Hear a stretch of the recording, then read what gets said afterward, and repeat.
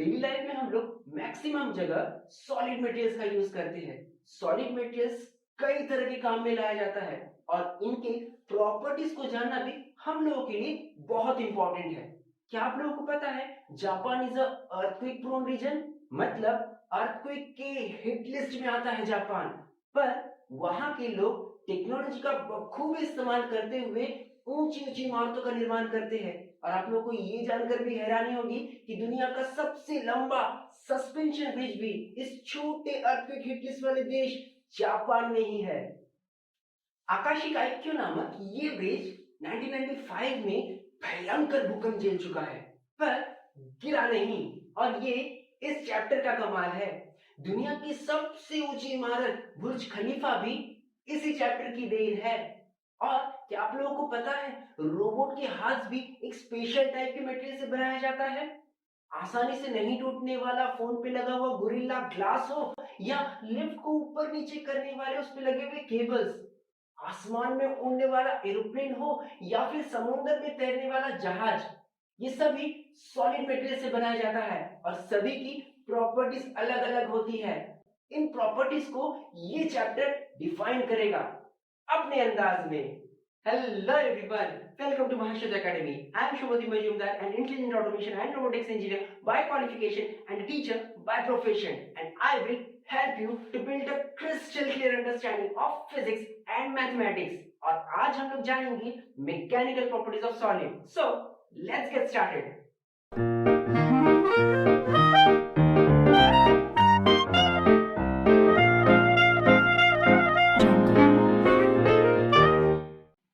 सबसे पहले हम लोग जानेंगे इलास्टिसिटी क्या होता है। इलास्टिसिटी सुनते ही जो चीज सबसे पहले दिमाग में आ टपकता है वो है ये रबर बैंड। और बचपन की बहुत सारी शैतानियां इस रबर बैंड से जुड़ी हुई है। स्कूल में कागज के छोटे छोटे बॉल बनाकर किसी को मारना और सही निशाना लगने पर दिल को इतना सुकून मिलता था। तो कहीं थोड़ा बहुत हम लोग जानते हैं कि इलास्टिक बॉडी होता क्या है। इलास्टिक बॉडी वो बॉडी होता है जिसमें फोर्स, टेंशन, प्रेशर देने पर वो डिफॉर्म, मतलब उसका शेप चेंज हो जाता है।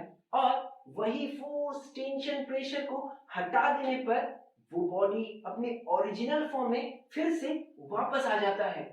और बॉडी की इसी प्रॉपर्टी को इलास्टिसिटी कहते हैं। तो हमको थोड़ा बहुत नहीं बल्कि बहुत बहुत पता है। The tendency of a body to regain its original configuration after removal of deforming force is called elasticity.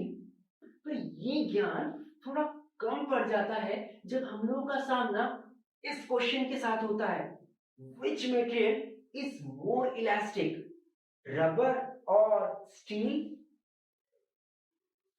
बच्चों वाला क्वेश्चन है, ऑब्वियसली रबर।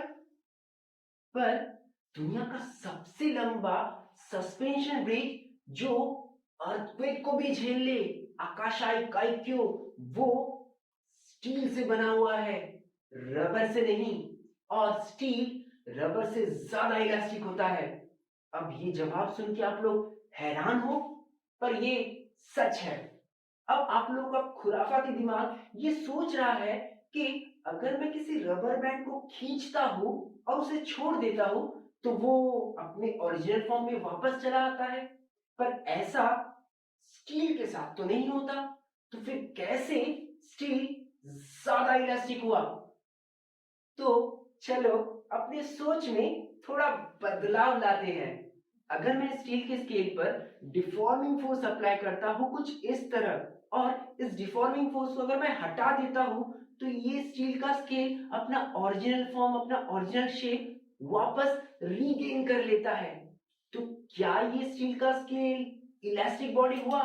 हाँ हुआ। जरूरी तो नहीं रबर बैंड की तरह इसे भी खींचा जाए।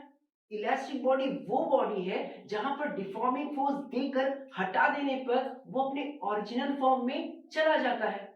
और स्टील के स्केल और रबर बैंड की इलास्टिसिटी को अगर कंपेयर किया जाए तो इसका इलास्टिसिटी, स्टील के स्केल का इलास्टिसिटी ज्यादा होगा।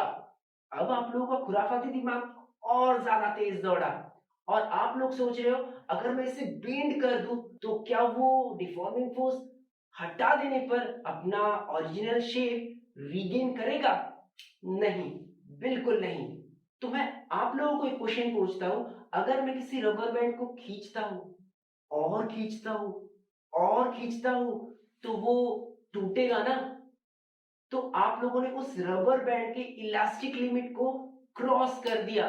ठीक उसी तरह अगर मैं इसे बेंड करता हूं और बेंड करता हूं तो डिफॉर्मिंग फोर्स एक वक्त हटाने पर भी वो अपना ओरिजिनल फॉर्म रीगेन नहीं करेगा। कहते हैं ना, हर चीज की एक हद होती है, तो हद हमने पार कर दिया। किसी बॉडी के इलास्टिसिटी प्रॉपर्टी को और डिटेल में जाना जा सकता है, क्योंकि घर में यूज होने वाले स्टील के बर्तन और ब्रिज बनाने में इस्तेमाल में लाए जाने वाले स्टील का इलास्टिसिटी सेम तो नहीं हो सकता। तो इसे जाना जा सकता है स्ट्रेस और स्ट्रेन के थ्रू। अब ये स्ट्रेस और स्ट्रेन क्या होता है, इसे हम लोग जानेंगे अपने नेक्स्ट वीडियो में। टिल देन, बी बिंदास, be cool, lead life with your own rule.